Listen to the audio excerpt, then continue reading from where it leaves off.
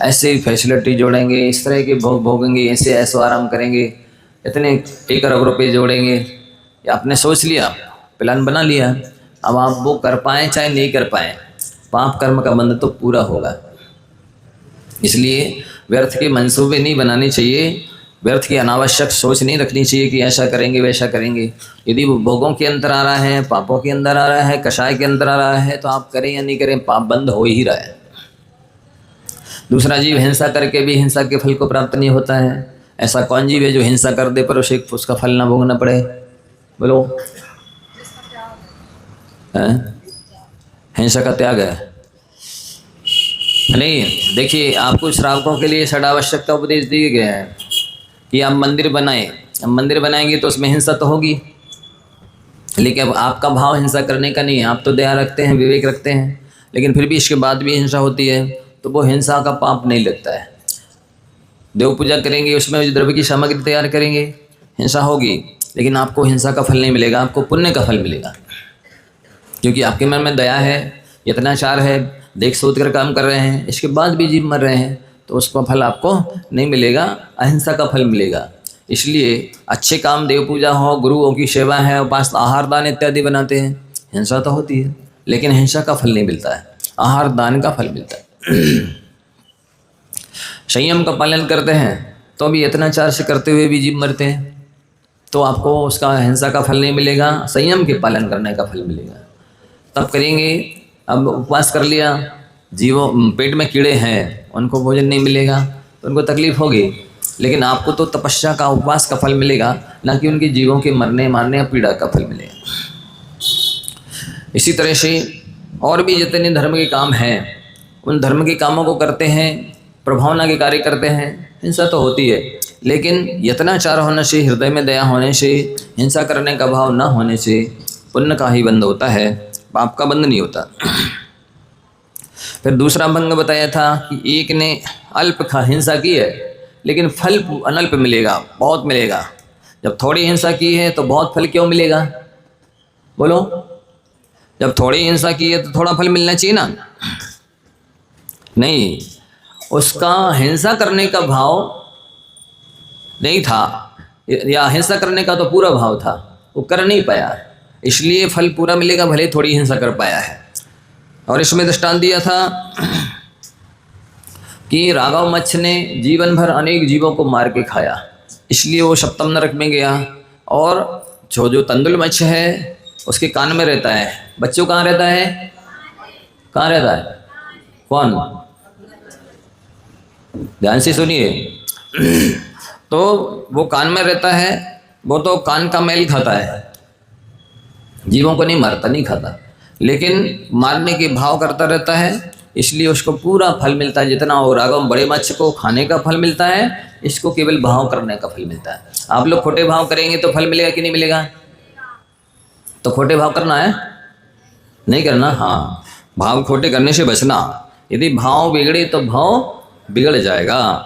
तो इसीलिए कहा जाता है कि धन कमाने वाला धन नहीं होता है, धन का त्याग करने वाला धन होता है। और धन का नहीं, धर्म का ध्यान होगा तो पुण्य बंध होगा। यदि आपका तन का और धन का ध्यान है तो पाप का ही बंध होता है। फिर आगे बताया कि एक जीव के लिए वही हिंसा मंद फल देती है और एक जीव के लिए वही हिंसा तीव्र फल देती है। जब एक जैसी हिंसा है तो एक को कम, एक को ज़्यादा फल क्यों मिलेगा? क्योंकि एक के अंदर निर्दयता है, परिणामों में कठोरता है। जैसे दृष्टांत दिया था, एक चोर को 2 कोतवाल पीट रहे हैं, एक का भाव तो है कि ये सुधर जाए, भविष्य में छड़क जाए, पाप से डर जाए, इसलिए वो मार रहा है, तो उसको कम पाप का बंध होगा। दूसरा निर्दयता से, दुष्टतापूर्वक, द्वेषपूर्वक मार रहा है, इसलिए उसको पूरा पाप का फल मिलेगा। तो जैसे परिणाम होते हैं वैसा फल मिलता है, क्रिया एक जैसी हो तब भी। फिर दिया है एक ही साथ की गई हिंसा भी सबको भिन्न भिन्न फल देती है। जब एक साथ की गई है हिंसा तो एक साथ फल एक जैसा मिलना चाहिए। तो इसमें कौन सा दृष्टांत दिया था? एक साथ युद्ध किया रावण के परिवार में, रावण ने भी, विभीषण ने भी, कुंभकर्ण, मेघनाथ, इंद्रजीत आदि, कुमार आदि बहुत सारे उनके परिवार के लोगों ने युद्ध किया। लेकिन फिर भी सबको एक जैसा फल नहीं मिला, क्योंकि सबके परिणाम एक जैसे नहीं थे। तो एक साथ एक कुटुंब में जितने रह रहे हैं ये भी सभी नरक में जाएंगे या स्वर्ग में जाएंगे, ऐसा कोई नियम नहीं है। जिसकी जितनी कषाय है, जितनी ऐशो आराम करने की इच्छा है, जितनी भोगाविलासा है, उसके अनुसार कर्मबंध होता है। दूसरा दृष्टांत दिया था रामायण का कि राम, लक्ष्मण, भरत, शत्रुघ्न को आदि लेकर के बहुत सारे इनकी सेना में भी थे, लेकिन सभी को एक जैसा फल नहीं मिला। राम ऊर्ध्व गति को प्राप्त हुए, बाकी कौन कहाँ गए आप सबको पता है ना। तो एक साथ भी हिंसा करते हैं, पर यदि परिणाम भिन्न भिन्न रहते हैं तो उनको भिन्न भिन्न फल मिलता है। मनुष्य का मन जब संयम के इस पिटारे में रहता है, तो जैसे सांप जब पिटारे में रहता है तो देवता नजर आता है, और वो अज्ञानी लौकिक जनों के द्वारा पूजा जाता है, नाग देवता है। वही सांप यदि घर में निकल आता है तो मिर्च इत्यादि की धुनी के द्वारा और लाठियों की पिटाई से इसको मारा जाता है। इसी तरह अपन सबका मन यदि संयम की पिटारे में रहेगा, हम लोग मर्यादित सामान इत्यादि खरीदें, प्रायः करके क्या होता है, जितने भी वर्ष में त्यौहार आते हैं ना, तो इन त्योहारों में पुण्य बंद करने वाले कम होते हैं। उन त्योहारों को निमित्त बना करके पाप कर्म का बंद करने वाले बहुत लोग हैं। कैसे? जैसे एक देख लीजिए, दीपावली है, इसमें पुण्य तो शायद 1% लोगों ने भी नहीं कमाया होगा। क्यों? क्योंकि उन्होंने फटाके फोड़े, सो पाप बंद किया, और अनेक तरह के व्यंजन बना कर खाए, सो पाप को बंद किया, और अपने सबकी घर की, ऑफिस की, मकान की लिपाई पुताई सफाई करी, सो पाप को बंद किया हैं। और धनतेरस के नाम पे जो धनतेरस थी, धर्म की तेरस थी, धनार्जन की तेरस बना ली, और नई नई चीज़ें और नहीं चाहिए थे, कपड़े बे खरीदे, वर्थ हैं, बर्तन हैं, वस्त्राभूषण हैं, वाहन, पता नहीं क्या क्या खरीदे। तो ये उन्होंने संसार बढ़ाने के लिए धन्य तेरस को धनार्जन की तेरस बनाया।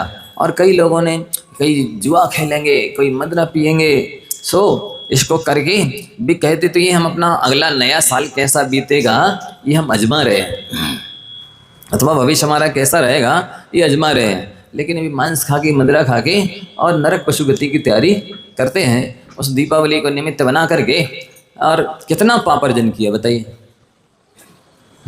कल भी समझाया कि देखो, फटाके फोड़ते हैं, फटाकों में आग लगाने का मतलब क्या है? इनडायरेक्ट नोटों में आग लगाना, और डायरेक्ट में अपने पुण्य में आग लगाना और पाप का अर्जन करना। जबकि एक फटाका फूटता है, असंख्यात जीव उसकी धमाके की आवाज़ को सुनकर डर जाते हैं और असंख्यात मर जाते हैं। और ध्वनि प्रदूषण, वायु प्रदूषण, जल प्रदूषण, मानसिक प्रदूषण, प्रदूषण ही प्रदूषण। कौन सी मन में पवित्रता आई, कौन सी श्रद्धा भक्ति बढ़ी, कौन सी पूजा पाठ तो करेंगे नहीं। यहाँ जाके 12, 1, 2, 3 बजे तक 50-50 साल के, 60-60, 70 साल के लोग सोते हैं। और जिस समय देव अभिषेक करना चाहिए, शांति धारा, पूजा है, विधान है, प्रवचन है, आहार दान करना चाहिए, उस समय सब सो रहे। 2 बजे जब 3 बजे सोएंगे तो 9, 10, 11 बजे उठ रहे हैं। ये त्यौहार की प्रेरणा है, ये मनाने की सार्थकता है। उधर रात जाग करके और फटाके फोड़ना, और ये खाना पीना रात में ही बनाना, और यहाँ वहाँ की उल्टी सीधी चीज़ें, गंदी पिक्चरें देखना, ये सबसे पुण्य बंद होगा कि पाप बंद होगा? कई लोगों तो ये समझते हैं कि कोई जी मर गया माने हिंसा हो गई, पाप हो गया। मैं यदि गुस्सा कर रहा हूँ तो मैं भाव हिंसा कर रहा हूँ, अपने स्वयं के ज्ञायिक स्वभाव की, वितराग भाव की, जानने देखने रूप स्वभाव की, आत्मा की, परिणाम की हिंसा कर रहा हूँ गुस्सा करके। कौन मान रहा है? यदि मेरा किसी से बैर है तो मैं निरंतर हिंसा कर रहा हूँ, हिंसक हूँ, पापी हूँ, हत्यारा हूँ। कौन मानता है? गुस्सा करने को पाप समझता है कोई? हिंसा समझता है? बताइए। क्रोध है तो भी नहीं है, बैर है तो भी नहीं समझते कि ये पाप हो रहा है, हिंसा हो रही। किसी से बदला लेने की भावना है तो भी नहीं समझते कि ये हिंसा है। किसी से बैर कर रहा है, विरोध कर रहा है, झूठ झूठ बोल रहे हैं, हिंसा हो गई। कौन मानता है? मेरे अंदर यदि मान लो आप, कोई समझता है कि मैं कितना अहंकारी हूँ, मतलब जितना ज़्यादा अहंकारी हूँ उतना ज़्यादा हिंसक हूँ? मानता है कोई? कोई नहीं मानता है कि मैंने मान कर लिया, अहंकार का पुष्टि कर ली है, प्रेस्टीज पॉइंट बना लिया किसी चीज़ को, और जितनी ज़्यादा मेरी मान कषा है उतना ज़्यादा मैं हिंसक हूँ, पापी हूँ, हत्यारा हूँ। कौन मानता है? ये भाव हिंसा है, आप सबको समझना है। मायाचारी यदि कोई रख रहा है अंदर में, अपने दोषों को छुपा के रख रहा है, कितनी पाप किए हैं, कितनी गर्भपात किए हैं, कितने कुकर्म किए, कितने व्यसन किए, कौन किसी को पता है? पता नहीं है। लेकिन आपकी तो निरंतर भाव हिंसा चल रही है। जब तक गुरु को नहीं बताया, प्रायश्चित नहीं लिया, पाप नहीं छोड़ा, तब तक वो हिंसा तो हो ही रही है। इसी की सच्ची हिंसा ये है, भाव हिंसा। द्रव्य हिंसा में कोई जीव मर जाए तो यदि आलस है, प्रमाद किया है, आपने जानबूझ के मारा है, तो पाप बंद होगा। और यदि आपके अंदर हृदय में भाव में दया है, जीवों को बचाने का भाव है, इसके बाद भी कोई जीव मर रहा है, तो आप पाप बंद होते ही नहीं। तो बाह्य में हिंसा हो जाने पर भी हो भी और नहीं हो भी, वो जरूरी नहीं है, लेकिन अंदर में आप मायाचारी रखे हैं, हिंसा निरंतर हो रही। अंदर में लोभ है कि हमको ऐसी कोठी बनाना, ऐसे बंगले बनाना, इतने कपड़े, इतने जोड़ी कपड़े जोड़ना है, इतने वस्त्राभूषण चाहिए, इतना ऐशो आराम करेंगे, इस टाइप का लोभ अंदर में चल रहा है, निरंतर हिंसा हो रही है। कौन इसको विचारता है कि मैं हिंसक हूँ, पापी हूँ, हत्यारा हूँ और इस हिंसा को मुझे छोड़ना है? बताइए। और पावन त्योहारों पर रक्षाबंधन हो तो राखियाँ इत्यादि बांध बन के पैसे के इकट्ठे करते, इसको धर्म कहते हैं। होली है, उसमें देखो अनेक तरह के रंग हैं, कीचड़ हैं, दुनिया भर के डालेंगे।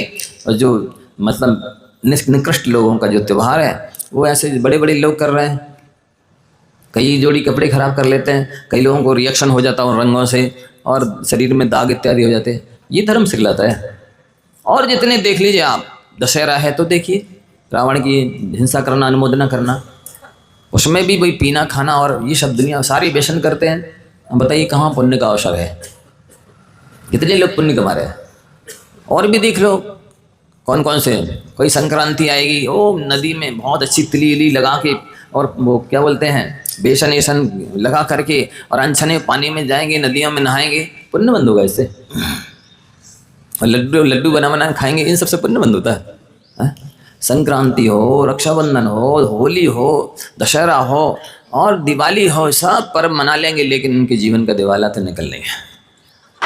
दिवाली मनाने के बाद भी दिवाला निकल जाएगा, क्योंकि अंदर में कसायों की पुष्टि हो रही, पांच इंद्रियों के भोगों की पुष्टि हो रही, सारे व्यसन किए जा रहे हैं, इन सब से पाप बंद होता है। कोई पूजा करें, विधान करें, जाप करें, भजन आरती करें, हैं कुछ त्याग तप करें, एकाशन करें, तो कुछ नहीं है। बस जिस समय करने का अवसर सब सो रहे। जिस समय संयम से रहना चाहिए था, उस समय खूब रात भर निशाचरों की तरह, पशुओं की तरह, अविवेकियों की तरह कितनी तरह के असंयम होते हैं। इससे सबसे पाप बंद होता है।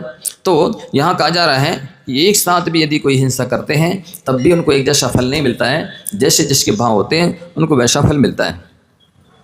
किसी को हिंसा नहीं की है, उसके पहले ही फल मिल गया। किसी को हिंसा कर रहा था, करते करते फल मिल गया। किसी ने हिंसा कर ली, उसके बाद फल मिला। ऐसा क्यों हुआ?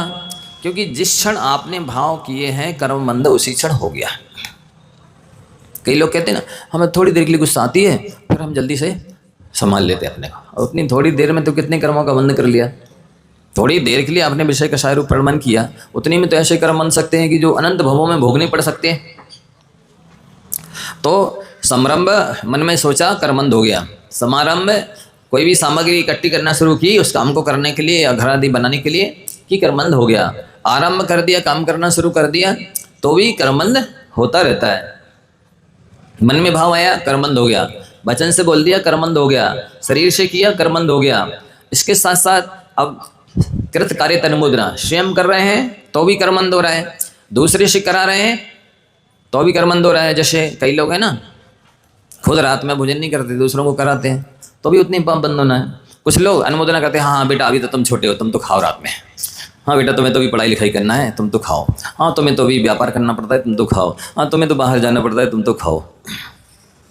तो बताइए, जैसे गाड़ी में आपको 1000 किलोमीटर यात्रा करनी है। हेलो, क्या कहा जा रहा है?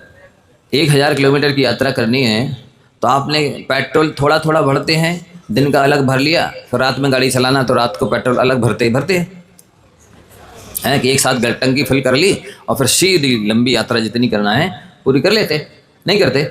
इसी तरह से यदि आपको रात में काम करना पड़ता है, जागना पड़ता है, कुछ करना पड़ता है, तो रात में खाना पीना जरूरी है। कि दिन में खा लेंगे, टंकी फुल कर लेंगे, तो वो रात में चल जाएगा, नहीं चलेगा? बोलो, चल जाएगा ना? तो फिर ये माताएं बहुत ज़्यादा समर्थन करती हैं, नहीं बेटा तुम अभी छोटे हो, तुम त्याग नहीं करो, तुमको अभी पढ़ाई लिखाई करना है, तुमको भी यहाँ बाहर जाना है, तुमको भी ये व्यापार करना है।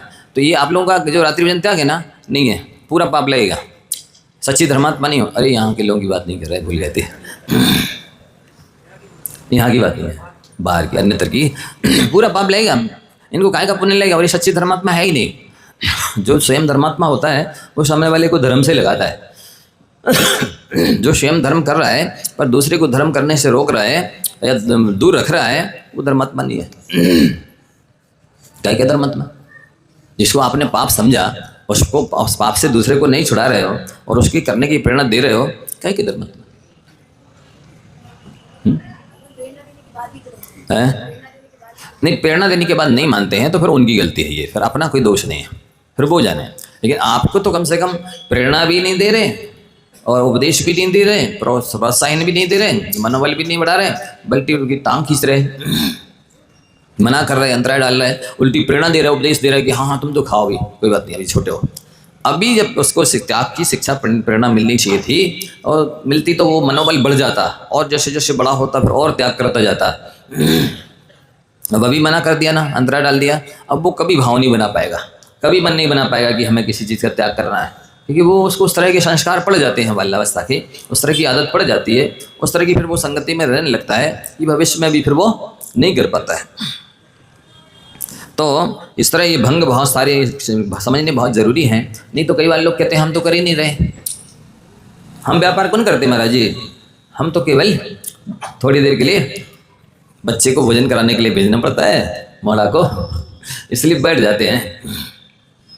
सो बे निखरा मैसरी करते, प्योर शुद्ध है, अपनी कमी को छुपाते हैं। हाँ पूरा मार, यदि इनकी कोई चीज़ चुरा ले, कोई छुड़ा ले, तोड़ फोड़ दे ले जाए, फिर देखो क्या होता है। जरा सा किसी नाती पोते को कुछ हो जाए तो बब्बा पहले नंबर दुखी हो जाएंगे, उसको थोड़ा दुख होता है और दादी बब्बा को ज़्यादा हो जाता है।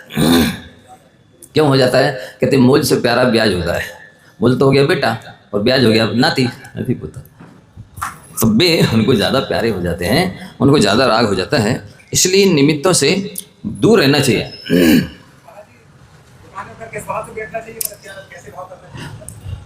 देखो ऐसा है, यदि आपको आवश्यकता है धन अर्जन की तो बस ये मैं अपने कर्तव्य का पालन कर रहा हूँ, न्याय नीति से करे और दान का भाव रखे।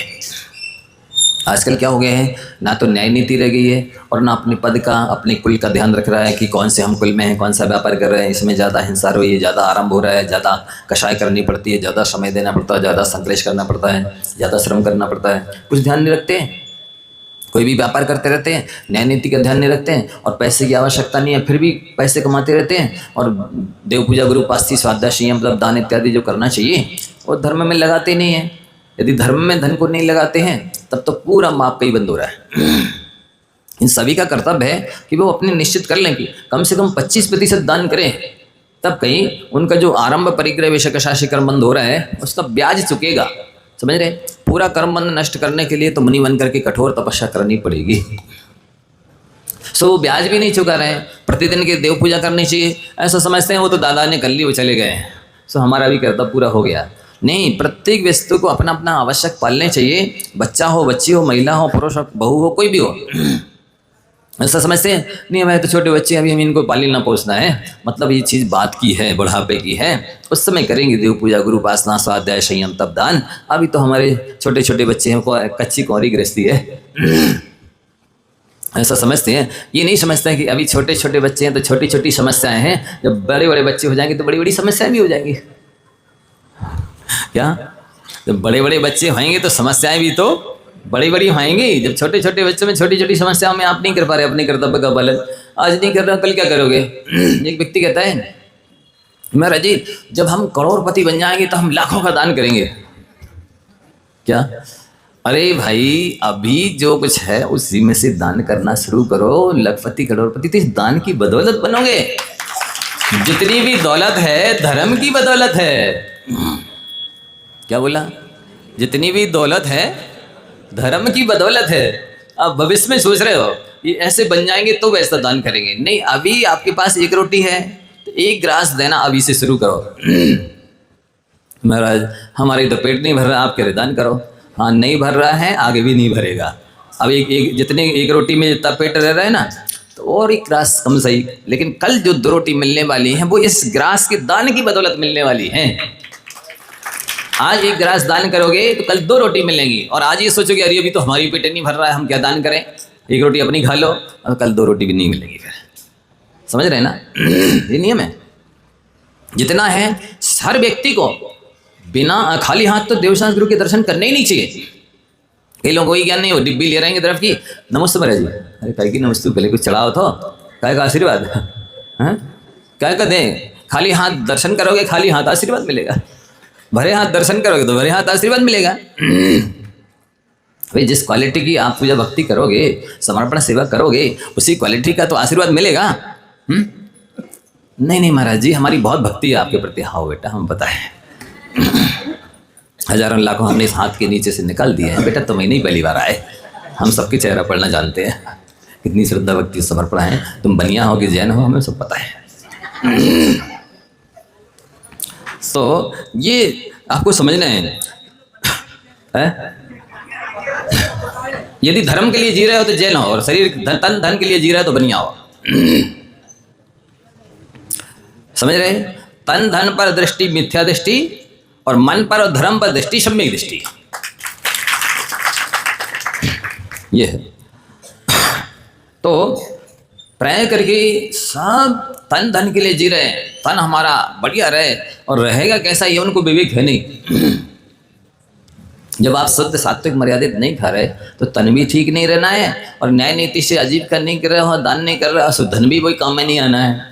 ये समझ नहीं रहे हैं लोग, केवल वकील साहब वकालत कर रहे हैं। ईंट का जवाब पत्थर से देना सीधी बात, सत्य क्या है इससे हमें कोई मतलब नहीं। आपकी बात नहीं कर रहे सर, सबकी बात कर रहे हैं, यहाँ के लोगों की बात कर ही नहीं रही इसमें। ईंट का जवाब, हाँ ऐसा है, बहुत अच्छा, हाँ बहुत अच्छा प्रश्न किया बहन ने। बड़ा सोचना चाहिए, बड़ा लक्ष्य बनाओ, हम आर्य का श्रोमणी बनेंगे, तभी अच्छी श्राविका बन पाओगी। समझ गए? अच्छा बड़ा लक्ष्य बनाओ ना, अच्छी बात है। आपने अच्छा दे दिया हमको, समझा दिया, बता दिया, बिल्कुल अच्छे सब लोग बड़ा बड़ा लक्ष्य बनाओ। हम श्रेष्ठ संत बनेंगे, श्रेष्ठ साधु बनेंगे, श्रेष्ठ धर्मात्मा बनेंगे, अच्छे दानी बनेंगे, हम निस्वार्थ परोपकारी बनेंगे। बनाइए ना अच्छा लक्ष्य। किसी ने मना किया? किसी ने छींक दिया, बिल्ली रास्ता काट गई, फिर मना कर दिया, अंतरा डाल दिया किसी ने। अच्छे कामों के श्रेष्ठ लक्ष्य बनाने चाहिए। संसार के कामों के लक्ष्य बनाओ, और पति बनेंगे, बनोगे है ही नहीं, तब भाग्य नहीं ना, पुरुषार्थ है, पाप का बंध तब भी हो गया। ये गर्भ का, ये संसार के कामों के अच्छे लक्ष्य नहीं बनाना, इसमें तो काम चलाना है बस। हमको गृहस्थी चलानी है, शरीर चलाना है, इसलिए हमको खाना पड़ रहा है, ये कमाना पड़ रहा है। बाकी तो सारा तन मन धन धर्म के लिए होना चाहिए। वस्तुतः आप लोग उत्तर देंगे मनुष्य पर्याय काय के लिए मिली? आप लोगों से थोड़ी पूछा, इधर हम इधर नहीं देख रहे, ऐसी आहार में करते हैं लोग गड़बड़। हम देख रहे किसी को, वो अपनी चीज पटक देंगे। देखना चाहिए ना, आंखें देखिए, आंखों को पढ़िए, चेहरे को पढ़िए, हाथ देखिए, हम क्या लेना चाह रहे हैं, कितना लेना चाह रहे हैं, कब लेना चाह रहे हैं, किस चीज़ को अच्छे से ले रहे हैं, किस चीज़ को हमें नहीं लेना पड़ रहा थोड़ा थोड़ा। सो नहीं, हम तो लिए, हमको भाग रहे हैं, हम अपनी पटक दो जैसी खोले अंजलि। अंजलि खुलने का इंतजार नहीं करना है, आपको आंखें और चेहरा देखना है कि क्या लेना चाह रहे हैं, कितना लेना चाह रहे हैं, कब लेना चाह रहा है। कहीं तो इतना आगे अड़ा देंगे कि खोल नहीं पा रहे अंजलि, सो ही नहीं पा रहे, खा ही नहीं पा रहे, पहले देख तो खाली है कि बरी है। इसी तरह किससे पूछ रहे हैं, ये देखो आप, है ना। बोलो किस लिए मिली मनुष्य पर्याय? आत्म कल्याण करने में लिए, ऐसा लगभग 99% लोगों को अभी भी नहीं मालूम। ये मनुष्य पर्याय आत्म कल्याण के लिए मिली है, 99% लोगों को नहीं मालूम। और जब आत्म कल्याण के लिए मिली है तो आत्म कल्याण संबंधी श्रेष्ठ लक्ष्य बनाइए। देखो एक बात और बुरा नहीं मानना, अन्यथा नहीं सोचे कोई। मैंने सुना था ये जो बाल फैलाने की आजकल परंपरा है ना, चोटी नहीं बांधने की या उसको काटने की, कहते जो इंदिरा गांधी, सोनिया गांधी, मेनका गांधी इत्यादि ये सब ऐसी रखती थी, खुले बाल कट रखती थी। उनका देखा आपने क्या हुआ? उनके पति थे, रहे जीवन भर साथ में। ये बाल खुले रखने वालों की दशा ऐसी होती है, खुले रखो बाल सब, बिल्कुल। आज पता नहीं कैसी परंपरा चल गई है ये, जो बिल्कुल आगम के विरुद्ध है, जिसको लोग ध्यान नहीं दे रहे हैं। ये माता पिता भी बिल्कुल किसी भी तरह के इनके वस्त्राभूषणों पर ध्यान नहीं दे रहे हैं। सब अपशकुन के काम कर रहे हैं। फटे वस्त्राभूषण हो, बर्तन हो, कोई भी चीज़ हो, ये अपशकुन का और दरिद्रता का सूचक है। ये सब लोग ध्यान नहीं दे रहे। क्या खा रहे हैं, क्या कर रहे हैं? अब कल एक व्हाट्सएप पे दिखा रहा था, छोटी सी बच्ची 12-14 साल की, मोबाइल देखने में इतनी तल्लीन है, उसको हजारों मच्छर काट रहे हैं, कीड़े, पर फिर भी ध्यान नहीं दे रही। इतनी छोटी सी पज्जी पहने और बनियान पहने बैठी है, मोबाइल देख रही है, पूरे शरीर पर मच्छर लगे, हजारों मच्छर। और वो ध्यान नहीं दे रही, इतनी तल्लीनता से मोबाइल देख रही है और इतनी उस मोबाइल की कहना चाहिए आसक्त हो गई है, वो फिर बीमार पड़ गई और उसकी आंखें खराब हो गई और पागल हो गई, फिर भी मोबाइल छोड़ने तैयार नहीं है। ये स्थिति हो रही है। ईयरफोन लगा लेते हैं, सारे कान खराब हो रहे हैं, रात रात लेट लेट करके मोबाइल देखते हैं, आंखें खराब हो रही है, और दिन दिन भर देखते हैं, माथा भी खराब, उसकी जो किरणें रेस निकलती ना, उससे आंखों पर, मन पर, सब पर प्रभाव पड़ता है। इन सबको नींद क्यों नहीं आती है? उसकी वजह ये कि मोबाइल देखते हैं, उसकी रेस किरणों से इस तरह का इफेक्ट पड़ता है माथे पर, आंखों पर, शरीर पर, कि वो नींद और भूख सब खराब हो रही है। इसका ये डाइजेशन पर भी प्रभाव पड़ता है। आज मन जो जठराग्नि है ना, वो भी बराबर काम नहीं करती है। ये इनका जीवन ही मोबाइल हो गया है। कोई इनका ना सोने का समय निश्चित है, ना उठने का समय निश्चित है, ना खाने का समय निश्चित है, बस एक मोबाइल और मोबाइल। इसलिए इनकी ज़िंदगी बहुत खराब हो जाने वाली। इनकी नहीं, मतलब आप लोग तो बहुत अच्छे हैं। जो लोग इस टाइप के आशिक हो गए हैं मोबाइल के, इस टाइप 50-50, 60-60 साल की, ये 12, 1, 2, 2, 3 बजे तक सो रहे हैं। ये सब early to bed early to rise makes a man healthy and wise. समय पर सो, जल्दी उठो, इससे आप स्वस्थ बनोगे और बुद्धिमान बनोगे। ये तो कहीं नहीं लिखा, इंग्लिश की पुस्तकों में जब लिखा है early to bed early to rise makes a man healthy and wise, तो धर्म की पुस्तकों में तो लिखा ही है कि आपको सोने के समय रात के 9 से लेकर 3, 4, 5 बजे तक बस सोना चाहिए। इसके बाद सूर्य उदय के समय तक भी जो सोता रहता है, ध्यान से सुन रहे साहब, क्या बोला?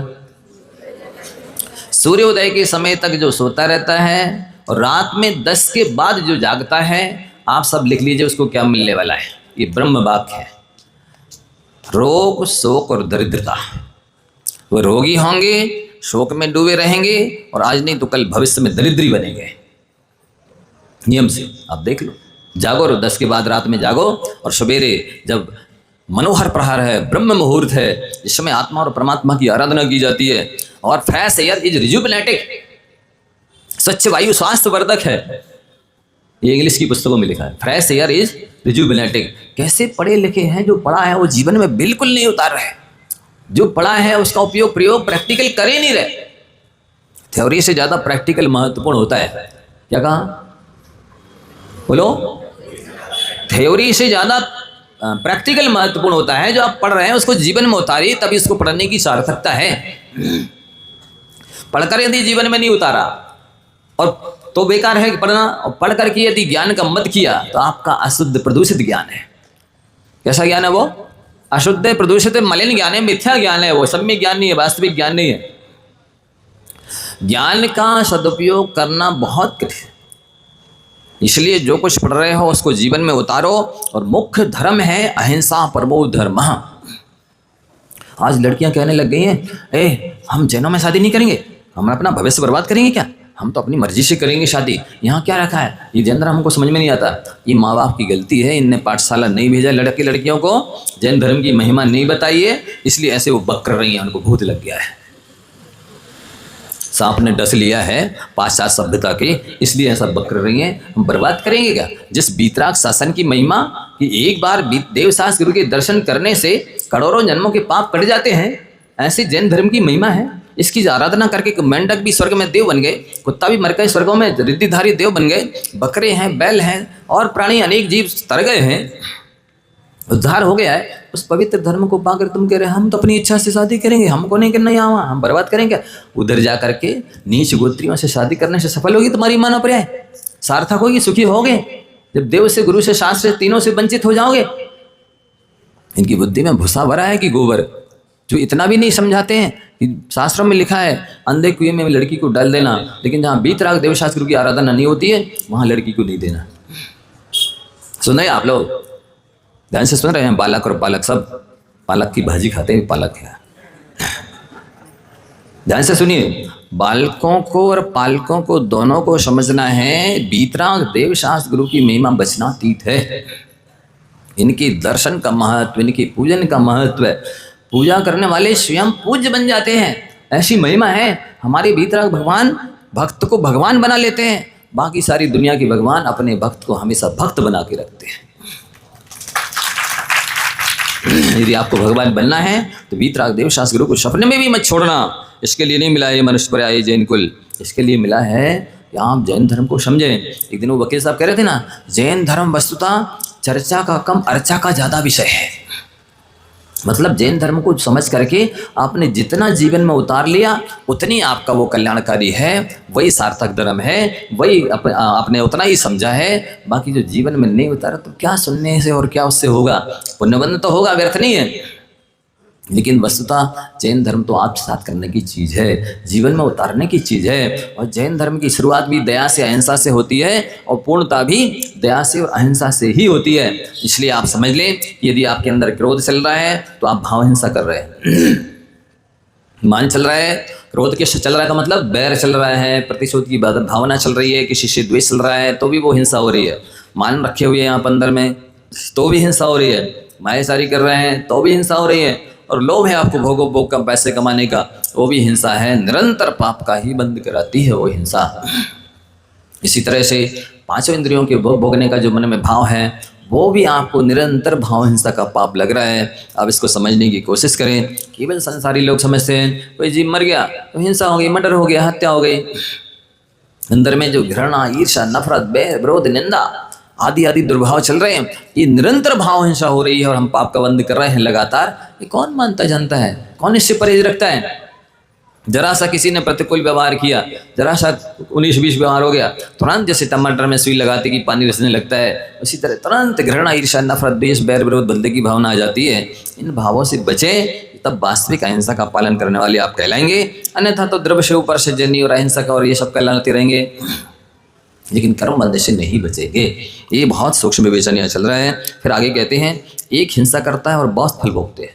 जब एक ने हिंसा की तो एक ही को फल भोगना चाहिए ना? नहीं, हिंसा जैसे एक ने की है, किसने की है? जैसे मान लो एक ने शादी कराई और 100,000 लोग बारात में सम्मिलित हुए, तो हिंसा एक ने करी शादी करा के, और जितने सम्मिलित हुए सब फल भोगेंगे। एक ने व्यापार किया, कोई मिल है, कारखाना है, कंपनी है, खोली है, वो मालिक एक है, लेकिन जितने लोग उसमें काम कर रहे हैं सब फल भोगेंगे। तो एक हिंसा कर रहा, अनेक फल भोग रहे हैं। अथवा मृगों को लड़ा दिया, एक व्यक्ति ने लड़ाया, बहुत सारे देख करके मनोरंजन कर रहे हैं, बहुत सारे लोग पाप का फल भोगेंगे। घोड़े को लड़ा देते, बकरों को लड़ा देते हैं, और कई नारद भी होते हैं ऐसे, मनुष्यों को लड़ा देते हैं। कोई सकनी मामा भी ऐसे होते हैं। यहाँ तो नहीं होंगे नरसिंहपुर में, क्योंकि यहाँ अच्छे लोग हैं, लेकिन फिर भी कई ऐसे नारद, ऐसे सकनी मामा और ऐसे बहुत सारे दुर्योधन, दुशासन आज भी पृथ्वी पर घूम रहे हैं। तो वे ऐसा करके अनेकों को पाप बंध में निमित्त बन जाते हैं। या रावण का पुतला जलाया, एक ने आग लगाई, अनेकों ने ताली बजाई, अनेक कर्म का बंद करके नरक की तैयारी कर लेते हैं। फिर बहुत सारे लोग हिंसा करते हैं और फल एक भोगता है। राजा ने आदेश दिया जाओ चढ़ाई कर दो, तो सैनिक तो बहुत सारे हैं, हिंसा वो बहुत कर रहे हैं, लेकिन यदि उनके अंदर में हिंसा करने का भाव नहीं है तो राजा को सारा पाप लगेगा। हिंसा करने वाले बहुत हैं, फल भोगने वाला एक होगा। फिर किसी के लिए हिंसा भी फल काल में हिंसा के ही फल को देगी। तो जैसे है कसाई लोग हैं, मांसाहारी लोग हैं, हिंसा कर रहे हैं, हिंसा के फल को पाएंगे। एक ऐसा है कि अहिंसा दिख रही है पर फल हिंसा का मिलेगा। कैसे?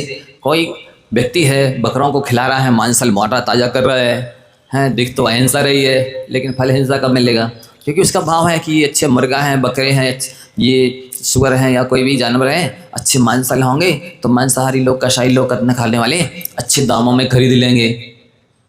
तो वो खिलाना पिलाना भी हिंसा का कारण है। तो ऊपर से अहिंसा दिख रही है, अंदर में हिंसा का पाप बंद हो रहा है।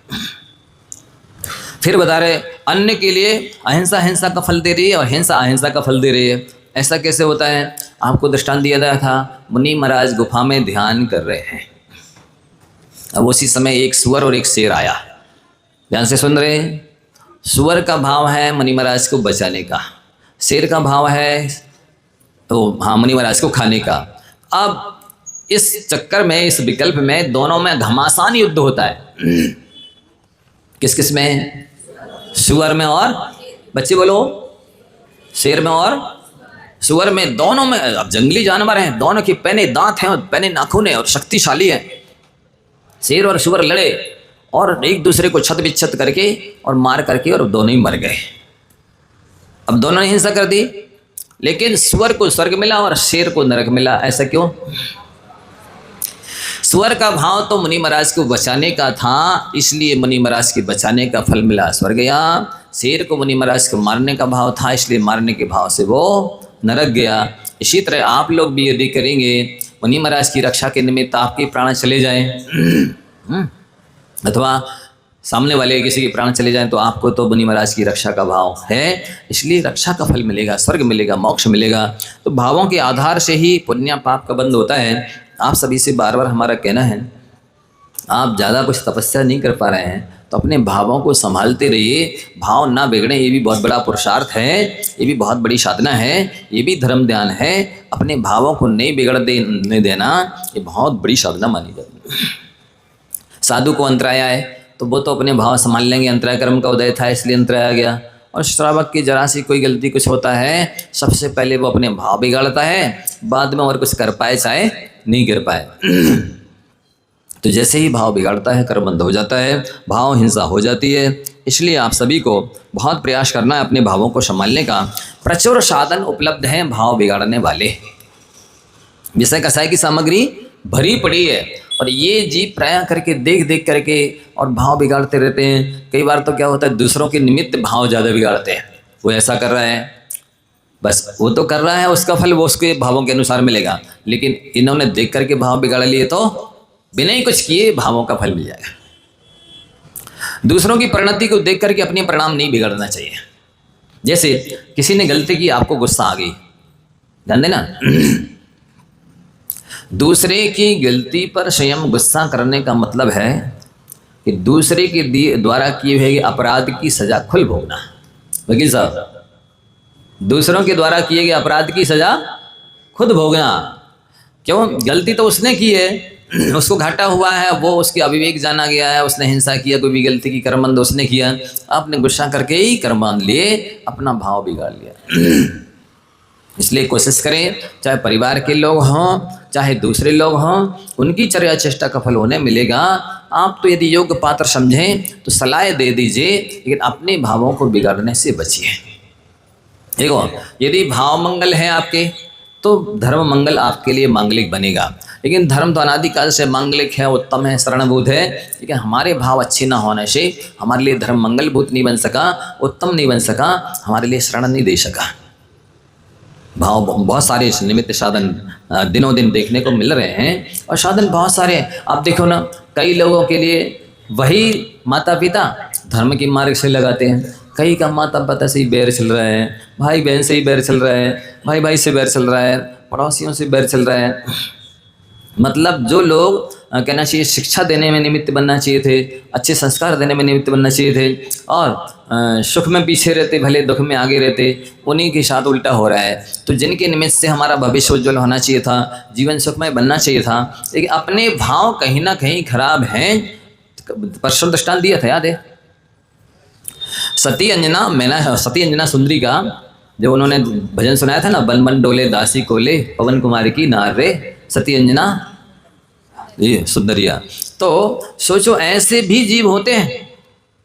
पिछले जन्म में ईर्ष्या द्वेष जेठानी देवरानी किससे किया, और जिन्हें भगवान की प्रतिमा को छुपा दिया 22 घड़ी के लिए।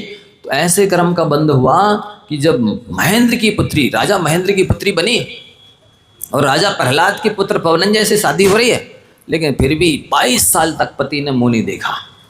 शादी होते ही कष्टों की बरसात, पूरे ससुराल के परिवार ने भी उपेक्षा की। जिसका पति उपेक्षा कर दे वह सारे उपेक्षा करते। इधर उधर से जब केतुमती सास ने दोषारोपण कर दिया कि ये मेरे बेटे का गर्भ नहीं है, ये उल्टा है, दुष्टा है, इसको तो इसके मायके छोड़ दो, तो उधर भी पूरे मायके के लोगों ने, जिस माँ ने 9 महीने पेट में रखा, पालन पोषण किया, उसने भी कुछ नहीं बोला, पिता ने भी उपेक्षा कर दी, भाइयों ने भी कर दी, चाचा चाची इत्यादि जितने भी कुटुंब परिवार के लोग थे, इस मायके के परिवार के, ससुराल के परिवार के सारे लोगों ने उपेक्षा कर दी। क्यों करी? क्योंकि आपने पिछले जन्म में देवशास गुरु की उपेक्षा की थी ना, धर्म से दूर रहे थे ना, धर्म की हानि की थी, प्रतिमा छुपाई थी, ऐसे कर्म बांधे कि 22 साल तक तो पति ने नहीं देखा, और अब पूरे सब लोगों ने उपेक्षा कर दी। दासी को लेकर, वसंतमाला को लेकर के सखी को, और गर्भवती होने के बाद भी जंगलों में भटक रही है। कहाँ? उसके गर्भ में चरम शरीरी तद्भव मोक्षगामी वज्र समनारा संगन के धारी हनुमान जी हैं गर्भ में। कर्मों की विचित्रता देखिए। उनका जन्म एक गुफा में हो रहा है, कामदेव पद के धारी हैं, मोक्षगामी जीव हैं, महापुरुष हैं, इसके बाद भी कर्मों की बड़ी विचित्रता है। इसलिए आप किसी से डरे या नहीं डरे, पाप से अवश्य डरे। यदि एक ही चीज़ आपके जीवन में आप आ जाती है, पाप भीरुता, तो आपका भविष्य उज्जवल बन सकता है। ये नहीं कि हमें बहुत धर्म करते हमसे नहीं बनता है। धर्म करने की जरूरत नहीं है, पाप नहीं करना ही धर्म है। लिख लो, धर्म करने की जरूरत नहीं है, पाप नहीं करना ही धर्म है। जैसे कहते बैराग नहीं हो रहा हमें, बैराग किसे कहते हैं? राग नहीं होना किसी चीज से, इसी का नाम बैराग है। देखो ये परिभाषाएं हैं। पाप नहीं करना ही धर्म है। नहीं हमें मंदिर जाने का टाइम नहीं, हम धर्म नहीं कर सकते। कौन कह रहा आप धर्म करो, मंदिर जाओ, पाप नहीं करो बस। जैसे आचार्य ज्ञान सागर जी महाराज जी से पूछा आचार्य श्री ने, हमको क्या करना है गुरुदेव? बोले अप्रभावना नहीं हो, इसी का नाम प्रभावना है, यही करना है। अपने द्वारा अप्रभावना नहीं हो, बस इतना ख्याल रखना और कुछ नहीं करना है। प्रभावना अपने आप होगी। अब प्रभावना नहीं होगी तो प्रभावना तो होगी, एक तो कुछ होगा ही होगा। इसी तरह से वैराग नहीं हो रहा हमें, राग ना हो आपको किसी भी चीज़ से, चेतन पदार्थों से और अचेतन पदार्थों से, इसी का नाम वैराग है। समझ गए? तो ये करो, धर्म नहीं करो, आप धर्म का त्याग कर दो, लेकिन पाप नहीं करो तो अपने आप धर्म हो जाएगा। धर्म तो अपने आप आएगा। धर्म कहते किसे हैं? पाप नहीं करने को ही धर्म कहते हैं। वो कहीं भी किया जा सकता है। आप दुकान में हैं, मकान में हैं, घर में हैं, जंगल में हैं, कहीं किसी भी अवस्था में, किसी भी पर्याय में हैं, किसी भी परिस्थिति में धर्म किया जा सकता है। पाप भीरुता रहे। 16 कर्ण भावनाओं में एक अभीक्षण संवेग नाम की भावना आई है। धर्म कितना सरल है आप सब समझ लें। लोगों ने धर्म को हुआ समझ लिया है, बहुत कठिन है, हम नहीं कर सकते हैं, हमसे नहीं होता ये सब। धर्म किसे कहते हैं? वो भावना है अवीक्षण संवेग, निरंतर पाप कर्म से डरते रहना, निरंतर नरक में ना जाना पड़े ऐसा भाव रखना, अशुभ कर्मों के बंध से डरते रहना, मुझसे कोई गलत काम ना बन जाए, इसका नाम अभीक्षण संवेग है। और ये अभीक्षण संवेग भावना तीर्थंकर प्रकृति के बंध का कारण है। बताइए कितना सरल है। क्या करने को कहा आपसे? कुछ करने के लिए कह रहे हैं हम? नहीं महाराज जी आपके पास नहीं आएंगे, आप कुछ करने को कह दोगे, हमारे पास टाइम नहीं है। बताइए इसमें क्या करना है? क्यों डॉक्टर साहब? कुछ नहीं करना ना? ऐसा डॉक्टर मिलेगा हमारे जैसा? कुछ नहीं करना, केवल पापों से डरते रहो, विषय कषाय से डरते रहो, मेरे को पाप बंद ना हो जाए, मुझे नरक में ना जाना पड़े, मुझसे कोई गलत काम ना हो जाए। ये अभीक्षण संवेग है। और ये धर्म ही नहीं, परम धर्म है जो तीर्थंकर प्रकृति का बंध कराए। ऐसी तीर्थंकर प्रकृति है जो कर्मों के वंश की होकर के भी कर्मों के नाश का कारण है। जैसे विभीषण राक्षस वंशी था, लेकिन राक्षस वंश के विनाश का कारण बना, इसी तरह से ये तीर्थंकर प्रकृति है जो कर्मों के वंश की होकर के भी कर्मों के नाश का कारण है। तो आप पाप से डरते रहें, मुझे पाप कर्म का बंध ना हो जाए, मुझे नरक में ना जाना पड़े, मेरा संसार ना उड़े भगवान, ऐसी भावना रखो। और वो कभी भी और कहीं भी रखी जा सकती है। इतना सरल है धर्म। अब इतना सरल भी नहीं कर सकते तो फिर क्या कर सकते हैं? बताइए। समय हो गया है, पूछ लीजिए। वकील साहब कह रहे थे कल हम पूछ ही नहीं पाए। डॉक्टर साहब पूछ लो जल्दी।